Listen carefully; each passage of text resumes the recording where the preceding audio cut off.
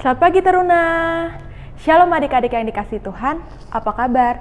Kakak berharap adik-adik yang ada di rumah juga kakak dalam keadaan sehat dan dalam lindungan Tuhan Yesus.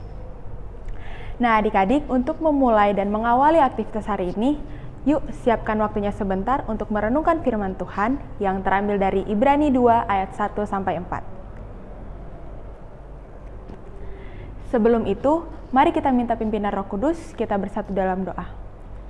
Selamat pagi ya Tuhan, mengucap syukur untuk pagi yang indah ini. Engkau telah membangunkan kami dengan keadaan sehat tanpa kurang suatu apapun. Ya Tuhan, saat ini kami akan merenungkan sebagian dari isi firman-Mu. Kiranya Engkau hadir di tengah-tengah kami. Inilah doa kami, di dalam nama-Mu kami berdoa dan mengucap syukur. Amin. Mari kita baca bersama Ibrani 2 ayat 1-4.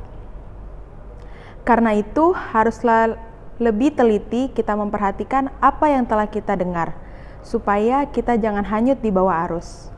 Sebab kalau firman yang dikatakan dengan perantara malaikat-malaikat tetap berlaku, dan setiap pelanggaran dan ketidaktaatan mendapat balasan yang timpal, bagaimanakah kita akan luput jikalau kita menyia-nyiakan keselamatan yang besar itu, yang mula-mula diberitakan oleh Tuhan dan oleh mereka yang telah mendengarnya kepada kita dengan cara yang tepat dapat dipercayai, sedangkan Allah meneguhkan kesaksian oleh tanda-tanda dan mujizat-mujizat dan oleh berbagai-bagai pernyataan kekuasaan dan karunia Roh Kudus yang dibagi-bagikannya menurut kehendaknya.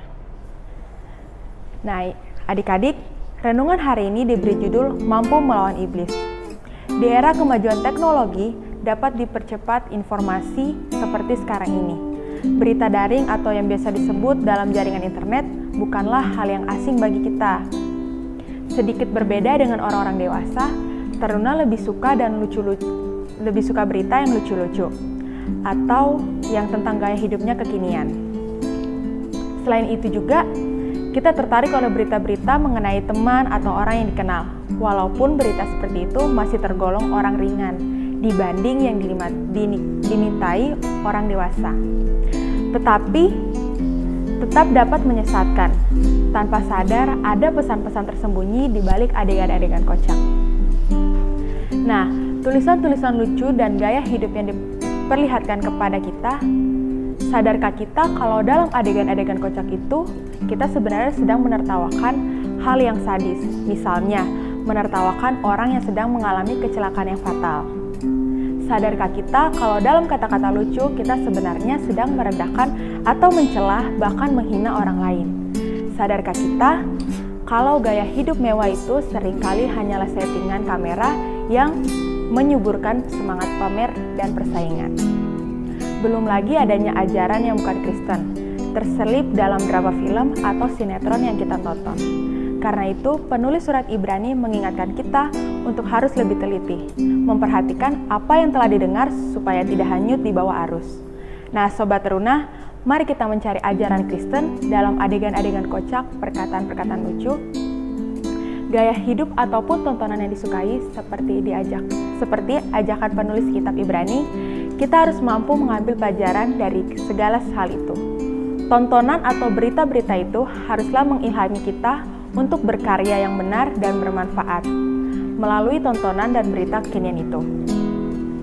Kita belajar menjadi orang baik, rendah hati, mampu berempati, bertoleransi, dan bersahabat dengan semua orang. Nah adik-adik, renungan kita sudah selesai. Mari kita tutup dengan doa. Ya Tuhan, terima kasih untuk renungan yang Kau berikan hari ini. Kiranya kami dapat belajar dari firman-Mu, mengerti akan firman-Mu dapat kami lakukan juga dalam kehidupan kami sehari-hari. Inilah doa kami, di dalam nama-Mu kami berdoa dan mengucap syukur. Amin.